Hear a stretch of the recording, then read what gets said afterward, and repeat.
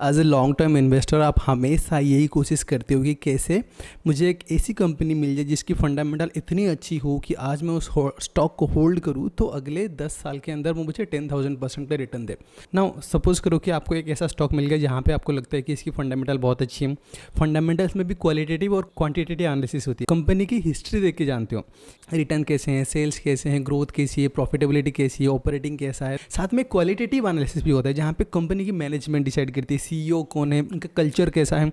तो ये सारे चीज़ें डिसाइड करती है उसके फ्यूचर के आउटकम के बारे में। तो जब भी कोई इंसान एक फंडामेंटल एनालिसिस कर लेता है उसके बाद सपोज उसको एक स्टॉक मिल जाता है जिसको लगता है कि ये बहुत ही सही अपॉर्चुनिटी स्टॉक में, अब ज़रूरी नहीं कि वो इंसान स्टॉक में डायरेक्टली पैसे लगा दे। क्यों?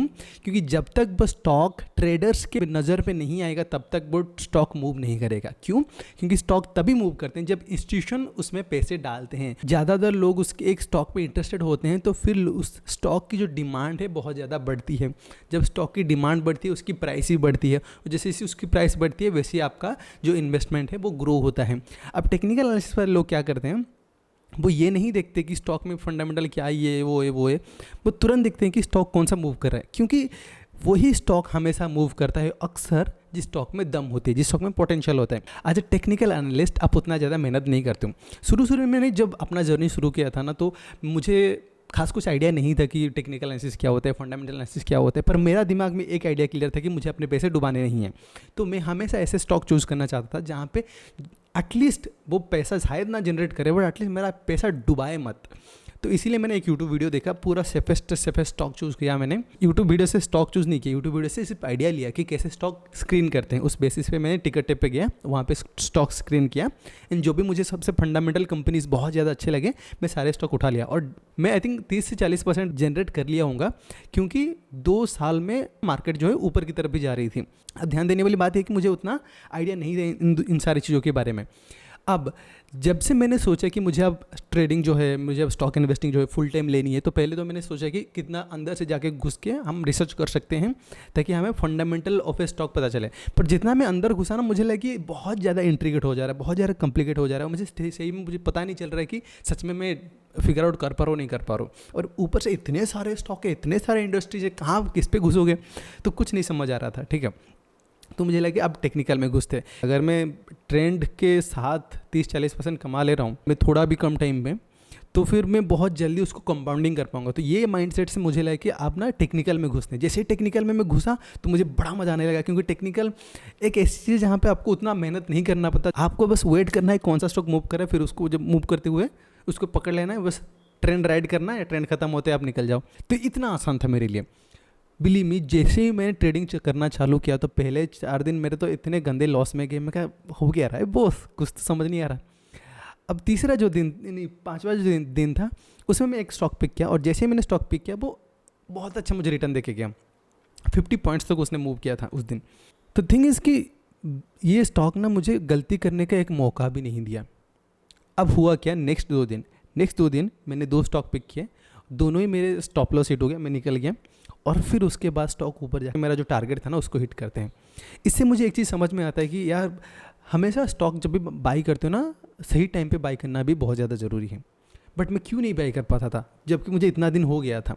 वो इसलिए क्योंकि जब भी आप मार्केट में ट्रेड करते हो ना तो मार्केट के अंदर मार्केट की जो टाइम है, जो ड्यूरेशन है ना, सुबह 9:15 से लेके इवनिंग 3:30 तक, ये टाइम के अंदर ही आपको डिसीजन लेने पड़ते हैं। कहाँ पे मैं एंट्री करूँगा, कहाँ पे मैं बाय करूँगा, कहाँ पे स्टॉप लॉस हिट होगी, कहाँ पे सेल करूँगा।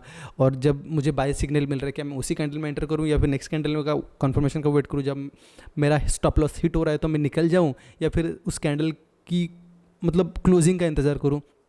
ये जो बहुत सारे सवाल जो दिमाग में चलते हैं ना, इस सवाल के चलते ना अब बहुत सारे इमोशंस सामने आते हैं क्योंकि सामने आपको पैसा दिख रहा होता है। तो ये इसके चलते ना लोग हमेशा गलत डिसीजंस लेते हैं और जो अच्छे स्टॉक्स है उसको होल्ड नहीं कर पाते। यही सबसे बड़ा रीज़न है स्टॉक मार्केट में पैसे गंवाने का।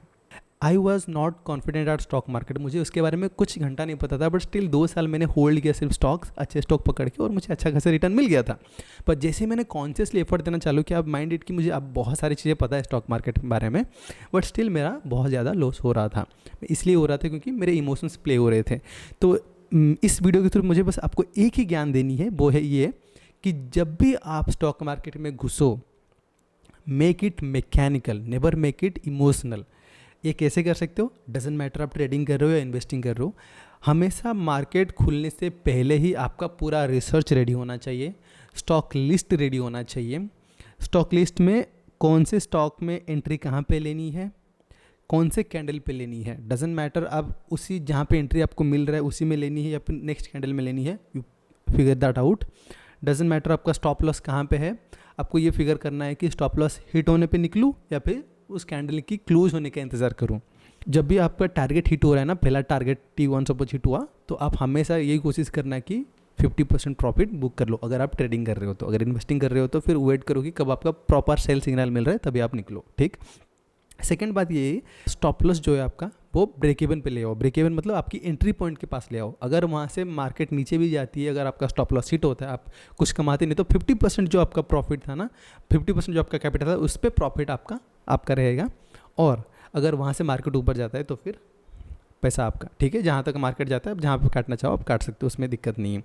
अब इसकी सेकंड वाली बात है कि आपका टारगेट 1 भी हिट नहीं हुआ, अब मार्केट ऊपर जाके वापस नीचे आके आपका स्टॉप लॉस हिट हो गया, ठीक है। अब इस केस में आपको ऐसा लग सकता है कि क्या यार, मैं थोड़ा सा जब मार्केट ऊपर गया था मैं वहाँ पे भी काट सकता था, मैं वहाँ पे काटा नहीं, है ना। ऐसा बिल्कुल ही मत करना। ये अगर ये प्लानिंग ऑलरेडी है आपका तो फिर आप ऐसे कर सकते हो, अगर प्लानिंग नहीं है तो फिर बिल्कुल भी ऐसा मत करना।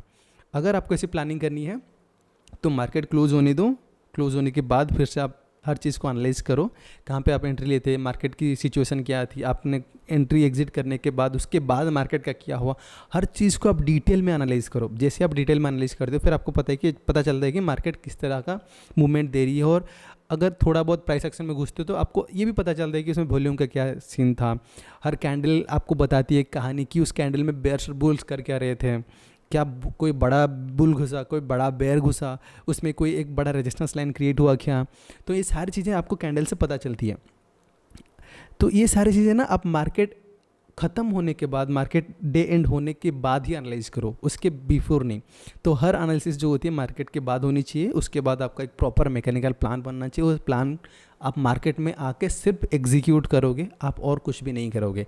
इन केस कुछ ऐसा बच जा रहा है जब आपको उस टाइम मार्केट के टाइम पे आपको लेना पड़ रहा है डिसीजन, उसको याद रखो, आपके ट्रेडिंग जर्नल पे लिखो, और जब मार्केट खत्म हो रहा है ना तो उसको नेक्स्ट टाइम प्लान करो कि अगर ये वाला सिनेरियो आ रहा है तो मैं किसे मार्केट में रिएक्ट करूँ। तो मार्केट में हमेशा यही कोशिश करनी कि आपकी जो स्ट्रेटजी है उसको कितना अच्छी तरीके से आप एग्जीक्यूट करते हो वो मैटर करता है। क्योंकि आपकी स्ट्रेटजी अच्छी है और एग्जीक्यूशन अच्छी नहीं है ना, तो फिर हमेशा आप पैसे गवाओगे, क्योंकि एग्जीक्यूशन में हमेशा इमोशन प्ले कर जाती है। तो अगर प्लानिंग जैसी है, आप एज इट इज़ एग्जीक्यूट करते हो तो फिर आप स्ट्रैटेजी पे काम कर सकते हो और स्ट्रैटेजी को एनहांस कर सकते हो। पर स्ट्रैटेजी आपकी एनहांस हो रही है बट स्टिल आप इमोशन के बेसिस पे डिसीजन ले रहे हो, तो फिर स्ट्रैटेजी की कोई फ़ायदा नहीं बच जाती। डिस्पाइट ऑफ द फैक्ट कि आपकी स्ट्रैटेजी बहुत अच्छी काम कर रही है, स्टिल आप ऐसे कबाते रहते हो। सो ये एक बहुत बड़ा लेसन था मेरे लिए।